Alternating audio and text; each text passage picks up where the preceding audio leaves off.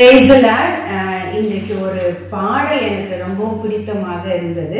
அது உங்களுக்கு பிரயோஜனமா இருக்கும் நான் யோசிக்கிறேன். கடலாம் துன்பத்தில் தவிக்கும் வேளையில் படகாய் வந்திடுவார். கடலாம் துன்பத்தில் தவிக்கும் வேளையில் படகாய் வந்திடுவார். இருள்தனிலே பகலவனாய் இயேசுவே ஒளி தருவார். இருள்தனிலே பகலவனாய் இயேசுவே ஒளி தருவார். எவ்வளவு நல்ல பாட்டு இல்ல? ஏன் உட்கார்ந்து கலங்கிக்கிட்டே இருக்கிறீங்க? இந்த துன்பம் எப்போ என்னை விட்டு போகும் அப்படின்னு சொல்லிட்டு நீங்க யோசிச்சுட்டு இருக்கிறீங்கல்ல. யோவான் 14:1 சொல்லப்பட்டிருக்குது, உங்கள் இருதயம் கலங்காது இருப்பதாக என்னிடத்தில் விசுவாசமாயிருங்கள், தேவனிடத்திலும் விசுவாசமாயிருங்கள். இல்ல, நம்ம ஆண்டவர் மேல நம்பிக்கை வைக்காம நம்மளை சார்ந்து கொள்ளுகிறதுனாலதான் அந்த துன்பம் அந்த துக்கம் இன்னும் அதிகமாகி கொண்டே போகுது. என்னால முடியாதுப்பா, நீங்க பாத்துக்கோங்க அப்படின்னு அவர்கிட்ட கொடுத்துருங்களேன். உன் வழியை கர்த்தருக்கு ஒப்புவித்து அவர் மேல் நம்பிக்கையாயிரு, அவரே காரியத்தை வாய்க்க பண்ணுவார். சங்கீதம் 37:5 போடப்பட்ட பிரகாரமாக அவர்கிட்ட நம்ம ஒப்பு கொடுத்துடலாமா? அதுக்கு கீழே உள்ள சரணம் போடப்பட்டிருக்கு.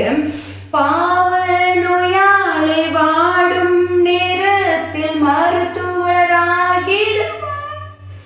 பாவ நோயாளி வாடும் நேரத்தில் மருத்துவராகிடுவார். மயங்கி விழும் பசிதனிலே மன்னாவை தந்திடுவார்.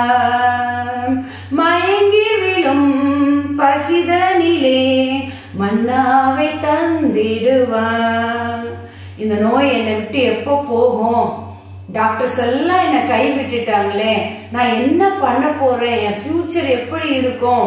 இந்த நோயிலே நான் செத்து போயிடுவேனா? இந்த நோயில இருந்து எனக்கு விமோச்சனம் இல்லையா?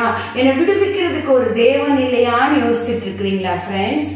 நீ பயப்படாத, நான் உன் கூட இருக்கேன், திகையாத, நான் உன் தேவன், நான் உன்னை பலப்படுத்தி உனக்கு சகாயம் பண்ணுவேன்னு ஏசப்பா சொல்றாங்க. ஏசாயா 61:7.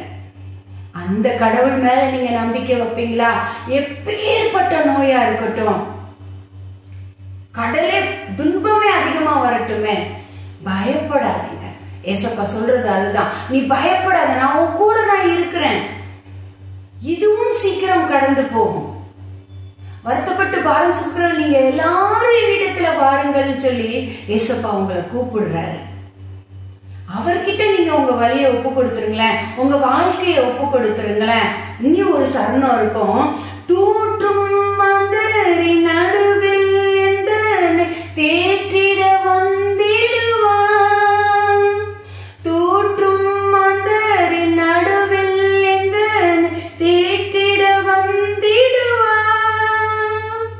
கால் தளரும் வேளையிலே ஊண்டுலாய் நம்முடைய கால்கள் தளருதுல, எங்க விழுந்து போயிடுவனோ, அது லைஃப்லயும் சரி லிட்டரலாவும் சரி, இயேசு உங்க கூட இருக்காரு. தூற்றுகிற மாந்தர்கள், நம்மளுக்கு பிடிக்காதவர்கள், நம்மளை பற்றி எந்த விதமான வேணாலும் தூற்றி கொண்டே போகட்டும், அவங்கள உங்ககிட்ட ஒப்பு கொடுத்துருங்க, ஏசப்பா கிட்ட ஒப்பு கொடுத்துருங்க.